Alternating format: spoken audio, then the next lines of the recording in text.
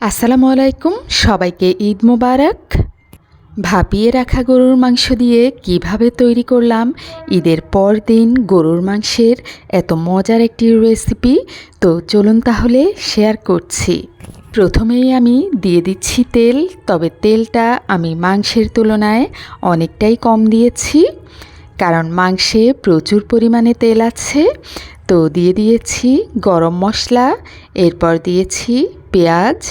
যেহেতু মাংসটা একটু বেশি তাই পেঁয়াজটাও বেশি দিয়েছি। পেঁয়াজ কিছুক্ষণ ভেজে নেওয়ার পর এবার দিয়ে দিচ্ছি অন্যান্য মশলা। দিচ্ছি আদা বাটা, পেঁয়াজ বাটা, রসুন, ধনিয়া পাউডার,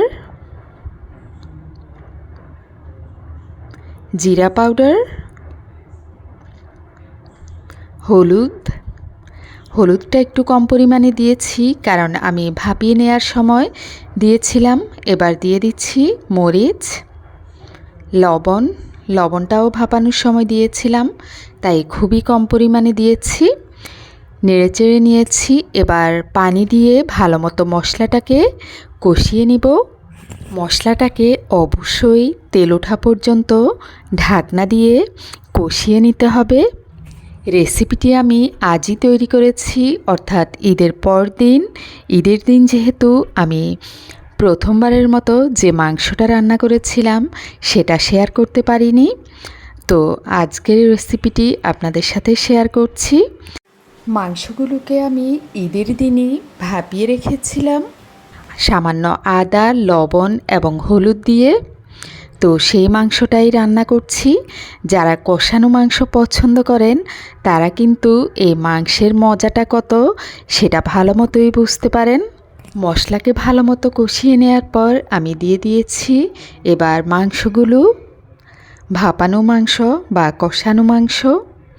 এবার ভালো মতো মিক্সড করে নিচ্ছি নেড়েচেড়ে।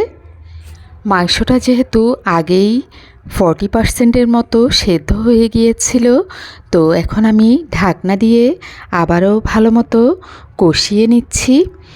এভাবে মাংসটাকে আরও 10 থেকে 15 মিনিটের মতো কষিয়ে নিব, মশলাটা যাতে মাংসের ভেতর খুব ভালোভাবে প্রবেশ করে। 10 থেকে 12 মিনিট কষিয়ে নেওয়ার পর এবার আমি অ্যাড করে নিচ্ছি গরম মশলা। গরম মশলাটা হালকা তেলে গুঁড়ো করে নিয়েছিলাম।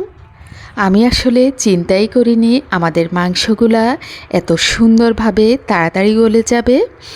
দিয়ে দিচ্ছি বেশ কয়েকটা কাঁচামরিচ। আসলে গরুর মাংস এবং মুরগির মাংস সব ধরনের মাংসতেই কিন্তু কাঁচামরিচের ঘ্রাণটা অসাধারণ লাগে। এবার 3 থেকে 4 কাপ পানি অ্যাড করে নিব। পানি দেওয়ার পর চুলার আগুনটা একদম বাড়িয়ে দিব। এভাবে রান্না করব আরও 10 মিনিটের মতো। আমাদের ঈদের গরুটা আমি একটা ভিডিওতে দেখিয়েছিলাম, তো গরুটা বিশাল বড় ছিল, 5 মণের মতো মাংস হয়েছে। তো সেই তুলনায় কিন্তু মাংস খুব তাড়াতাড়ি গলে গিয়েছে। তো বারবারই আমি মাংসটা নেড়ে দিচ্ছি, নাড়তেও একটু কষ্টই হচ্ছিল। এখানে প্রায় 4 থেকে 5 কেজির মতো মাংস আছে। ঈদের দিন আসলে অনেক কাজ থাকে, তাই ভিডিও করতে পারিনি। তবে ঈদের মাংসটাও আমি খুব সুন্দরভাবে মাখিয়ে বসিয়েছিলাম। তবে গরুর মাংস একদম তাজা তাজা থেকেও একটু বাসি হলে খেতে অনেক বেশি ভালো লাগে। আগের দিনে মানুষের যখন ফ্রিজ ছিল না, বিশেষ করে গ্রামে, শহরেও অনেক মানুষেরই ফ্রিজ ছিল না, তখন কিন্তু মানুষ গরুর মাংসকে কষিয়ে রাখত এবং কষানো মাংসটাকেই আস্তে আস্তে রান্না করত।